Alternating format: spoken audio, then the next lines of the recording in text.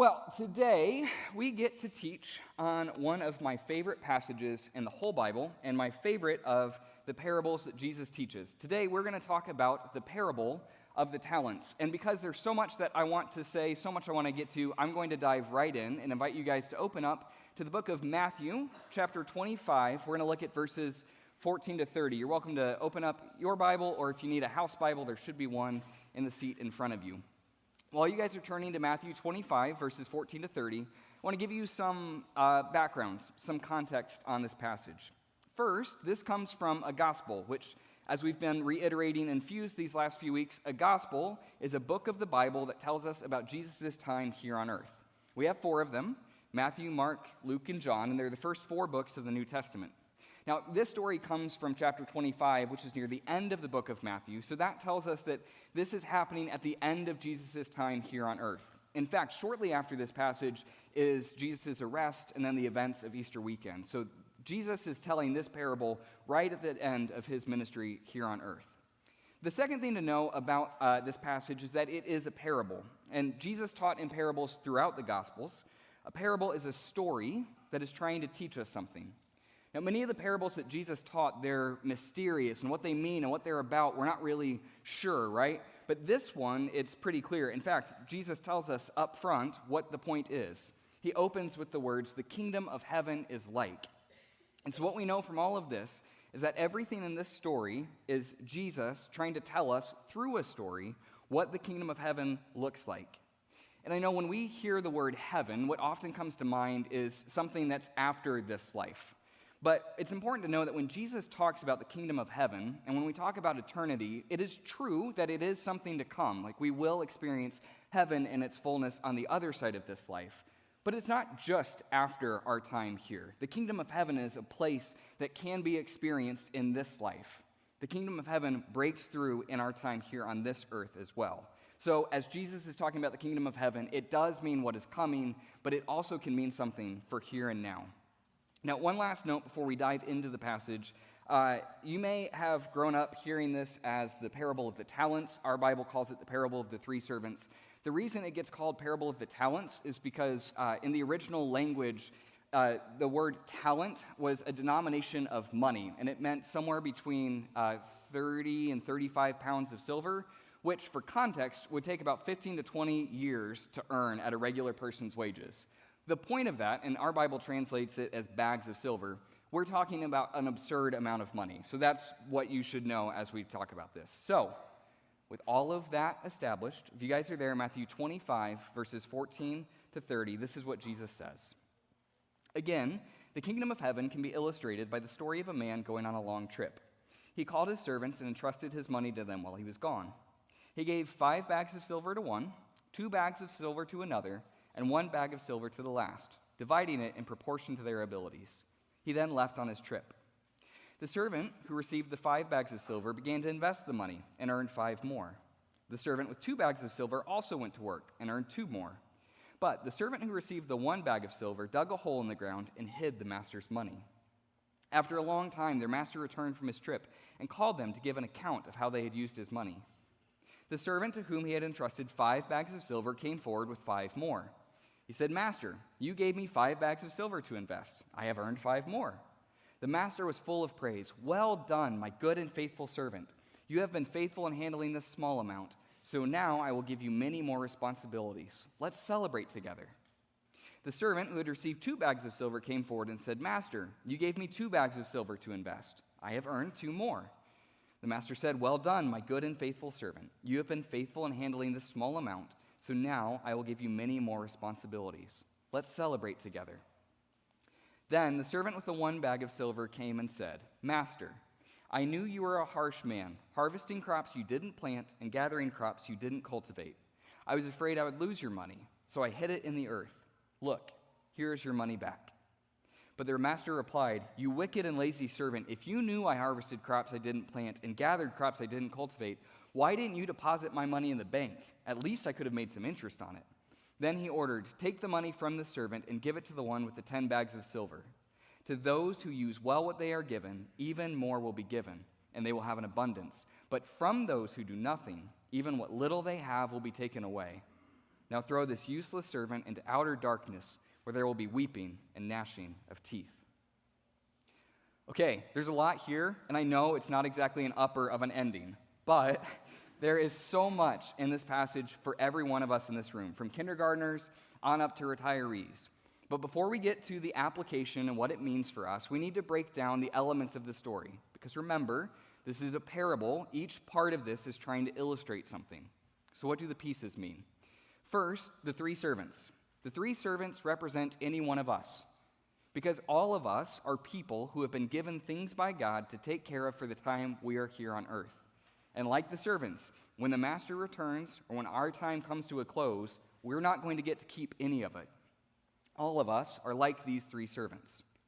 Second, the bags of silver. The bags of silver represent anything that God has given us to steward. That could be our minds, our bodies, our wisdom and knowledge, our finances and the resources we've been blessed with, the communities we've been placed in, the families we've been born into. Anything that God has entrusted to us, we could understand that as the bags of silver as we're trying to interpret this story. And please hear me on this. I don't think that this story is ultimately about the quantity or the value of what God has given to any of us. The lesson is about the heart behind what we do with what we've been given and where that will lead us. Think back to the parable. The servant with 2 bags of silver receives the exact same reward as the servant with 5, even though the profits were a different amount, because it wasn't about the math. It was about a heart that gratefully receives and faithfully invests. And the servant with 1 bag of silver receives punishment, not because he only gave back 1 bag, but because he buried it with a resentful and bitter heart, convinced that the master was cruel and unjust, and refusing to invest in a world that he had already decided was unfair. We're going to have a lot more to say about him in a moment, but before we get to that, I think it's important for each of us personally to assess in what ways has God blessed you, and in what ways, maybe, has he blessed others more than you? Because the reality is that each of us embody each of the 3 servants. Some of you have clearly been given 5 bags of silver in the area of intelligence. Learning comes naturally. School has never been that hard for you. Others of you, 5 bags of silver physically. You might be a natural athlete, and health and fitness come easy to you. Some of you, 5 bags of silver socially. You're a beautiful extrovert, and socializing and caring and being with others just flows from you. And in the same way, each of us are moderately blessed in other areas, or we have 2 bags of silver. And again, for each of us, if we're honest, there are probably areas in our lives where we have not been that greatly blessed. Or you could say where we have 1 bag of silver. So I have 2 questions for you, and in Fuse and Merge style, we do small group conversations, so here in a moment, we're actually going to circle up and talk about this. So as I set this up, be thinking if you're going to talk with your family or with your friends or just the people around you, it's also going to be optional. But I have 2 questions for you. If you don't want to participate in the conversation, my invitation is to reflect on these questions privately, maybe write down your answers in a note. So let me set up the 2 questions. I'll provide my answers as an example before we circle up and talk about this. So question 1 is, what is an area where God has richly blessed you? Some of you, it might actually be harder to answer this one than the next one. I feel that way. It's harder to talk about my strengths than it is my weaknesses. But I think God has blessed me with a natural bent towards curiosity and authenticity. And that combination has helped me to be a decent conversationalist, which has proved to be a really invaluable skill in my life. Question number 2 is, what is an area where God has not blessed you? Because we all have them. Where do you have 1 bag of silver? God has not blessed me whatsoever with any pretty musical abilities. I cannot sing, I cannot play guitar, I cannot play piano, I drum, but none of us want to listen to the drums on their own. And you might say that's not a big deal, who gets resentful or bitter about not being musically gifted, but let me tell you, high school Harrison, who saw girls fawn over boys that can play guitar by a campfire, I really thought this was a big deal. Okay, so those are your 2 questions. What is an area where God has richly blessed you? What is an area where God has not blessed you? Circle up with your family, your friends, or reflect to yourself. I'll give you about 5 minutes, and then we'll keep going.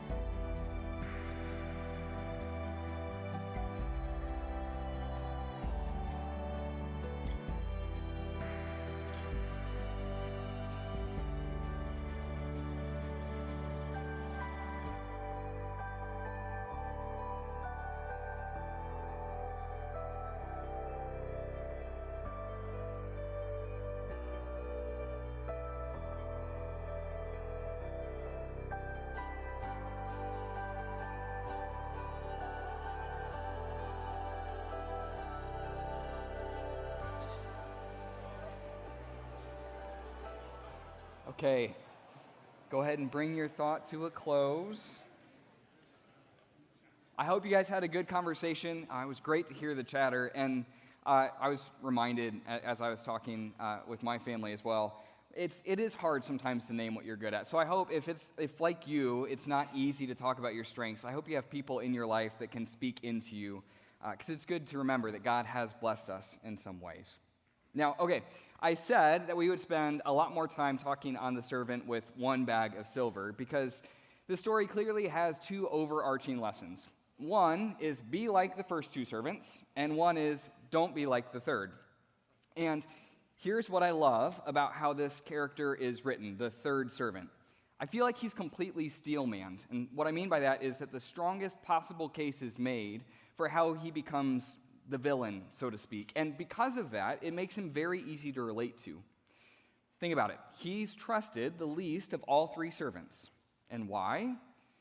It tells us that the master divided the money in proportion to their abilities. So that means that this servant received the least because he was the least gifted. So he's already starting at a natural and unfair disadvantage, and that's why he gets the least. And then when that reality settles into his heart, when the recognition that life has not been fair to him changes his view of God and of the world, it informs his actions naturally, and he buries the money. When the master returns and calls him to explain himself, he throws back an accusation. I knew you were a harsh man, harvesting crops you didn't plant and gathering crops you didn't cultivate. In other words, this life and this world, it's brutal, cruel, and unfair. And God, ultimately, you hold blame for that. And if you haven't had a moment in life where you were tempted to say something like that, I promise you will. All of us can relate to that temptation. And then it kind of gets worse because God's response, he doesn't defend himself. Like God doesn't say in response to this, actually, I'm really, really good, and this world is actually really fair. Instead, he calls the servant on his bluff that he was afraid. Because, as the master points out, the actions of someone fearful would have been to at least do something. What I think this tells us is that the third servant buries the money not out of fear, but out of resentment and spite, because there is no way he's going to give back more than he received, not to this cruel and harsh master. And there is no way he's going to better this world, not this one that has treated him so unfairly. And even though it might be true that his life has been unfair, it seems that that is deemed to be insufficient reason to turn to resentment and spite. Now, the punishment that the third servant receives feels awfully harsh, and it can be difficult to know what to do with that. But what I know for certain, what I have seen play out with my own eyes, is that this absolutely is true in this life. This can and does play out here and now. If you have the heart of the first two servants, you will experience the kingdom of heaven. Not necessarily in fullness and maybe in glimpses, but you will be able to experience the kingdom of heaven on earth. But if you have the heart of the servant with one bag of silver, you will find yourself where there is much weeping and gnashing of teeth. And I have a story to illustrate this. It's a true story about two friends that I grew up with. In the sake of anonymity, I'm not going to give you their names, but for today's story, we're going to call them Jim and Dwight. Because, thank you, I like The Office. Hopefully you like The Office too, and you now have an image in your mind. So if you averaged out the circumstances of Jim and Dwight's early lives, you would say that both of them were given one bag of silver. They came from chaotic, dysfunctional households. Neither of them had much money. They weren't particularly gifted academically, but they also weren't natural athletes. Overall, they just didn't have a lot going for them. They had one bag of silver. In middle school, I started to watch Jim and Dwight come to the realization of this reality. Now, Jim was angry about it, and he acted out. Not only did he act out in his behavior, but he also found less than legal ways to come up with extra resources. And as that progressed, that eventually landed him in juvenile detention. But something really cool happened to Jim when he was in juvie. He came to a realization that while maybe he hadn't been dealt the fairest hand in life, where he had found himself now, this was his fault. And that can be a hard and painful thing to realize, but it's also a very helpful thing to know, because if you're partially at fault for where you are, then there's something you can do about it.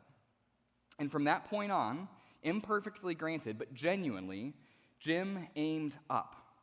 He tried to do his best. Now, Dwight, through middle school, didn't seem that bothered by the unfairness of his lot in life. His position was something like, well, that's just how it is. But by high school, that attitude shifted to, this is how it's always going to be. Why try? As high school progresses, Jim keeps aiming up. Dwight keeps accepting. And, as often happens after high school, I lose touch with both of them. Now, about 5 years after high school, they both reached out to me within a 1-month period of time, which was really interesting because they weren't friends with each other. They didn't know each other. But 5 years after high school, they both reached out to me. And Jim's invite was a phone call. He wanted to catch up. And he said, I'd love to show you what I've been doing. See, right after high school, my girlfriend and I, we made some mistakes. We had a baby. But I did what I knew to be best, and I married her. And you know that the college thing was never going to work out for me, but I got the best paying job I could. I'm learning a trade, and that has enabled me to buy us a house. And it's not a big house. It's kind of old, and it's kind of small, but it's on a little bit of land, so the kids have some room to run. Look, I'd really love to have you over for dinner. And so I absolutely said yes. Jim still didn't have a lot by the world's standards, and nothing about the dinner that we had spoke of status or accomplishment. We ate cheap hot dogs on styrofoam plates with great value potato chips. We ate that dinner at a small old kitchen table while his kids ran happy and giggling around a cluttered house. But as I sat there with Jim and his wife, and as I listened to them share about what had happened over the last 5 years, what they were hoping for, what they were working towards, I promise you that that truly was a glimpse of the kingdom of heaven. Dwight's invite was a text. Want to get together soon? So I said, sure, you name the place, you name the time, and I'll be there. And Dwight chose the diviest dive bar in our hometown on a Monday night. Kids in the room, you don't need to know what a dive bar is. What you need to know is it is not somewhere that happy people go on Monday nights. This particular Monday, it was 50 degrees, misting, turning to drizzling, turning to rain. We went inside. In the first 45 minutes, Dwight is telling me about how he hasn't been able to keep a job, how the credit card debt is piling up, and how there's nothing he can do about that as he swipes the card for the second and the third and the fourth beer. And 45 minutes in, he tells me that he hasn't kicked the smoking habit he picked up in high school either, so if it's all right with me, can we please go to the smoking area? The smoking area is a patio with a leaky roof. Did I mention it's 50 degrees and raining now? It's cold and it's wet. We try to find the driest chairs that we can, and Dwight continues to tell me of all the things that are not going his way.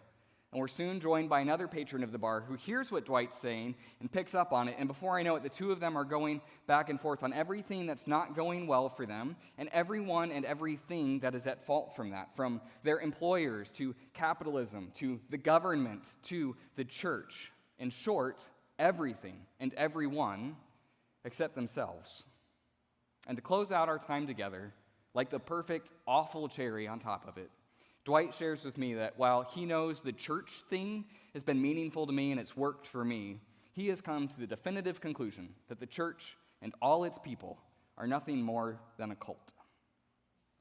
On that dank, wet, cold smoking patio at the diviest dive bar in our hometown, there was much weeping and gnashing of teeth.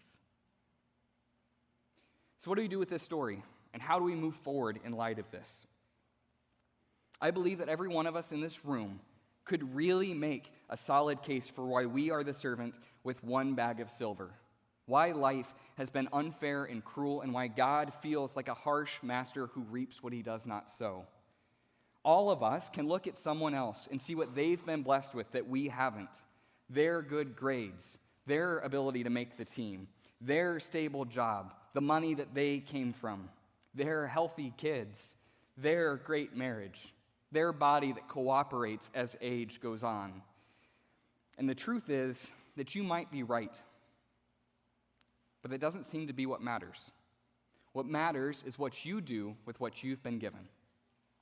So if we want to model our lives and our hearts after the first two servants and avoid becoming like the third, here are two suggestions to get started, two things we can do practically to be like the first two servants. The first is to aim up, to do the best you can with all that God has given you. Children, give your best in the classroom, on the field, at your recital, in how you treat your friends. When you do, not only will you experience the joy and fulfillment of having given your best, but all of us around you can share in the joy of seeing the beginning of imperfect but genuine striving. Students, stop measuring yourself against the highlight reel of your peers' lives, and instead measure yourself against who you were yesterday. Work today to be a little bit better of a student, an athlete, a friend, a family member, or an employee, a little bit better than you were yesterday. Give your best today, and when you do, not only will you experience the joy and the fulfillment of genuine betterment, but all of us can have the inspiration of seeing young people living into the fullness of their potential. Adults, be the best you can with whatever roles you fill and in whatever stage you find yourself. Be an excellent son or daughter, aunt or uncle, parent or grandparent. Be a dedicated employee or employer. Be a faithful and caring neighbor. Give your best. If you do, not only will you experience life to the full, but your home, your workplace, your community, your church will become a little bit more like heaven. So aim up. And second is practice gratitude. Cultivate a grateful heart, and in doing so, keep bitterness and resentment at bay, because if you find that the unfairnesses of your life are taking root in your heart, I can think of no better antidote than gratitude. So even if there's only one thing you can think of today to be grateful for, give thanks for that. Practice gratitude. Where is the kingdom of heaven on earth? It can be found wherever people are humbly doing their best with grateful hearts. And sometimes that's at a small kitchen table with cheap hot dogs on styrofoam plates with joyful kids running. So aim up, practice gratitude. Do this at every age and in every season so that while we are here on this earth, we may all have the joy of experiencing glimpses of the kingdom of heaven.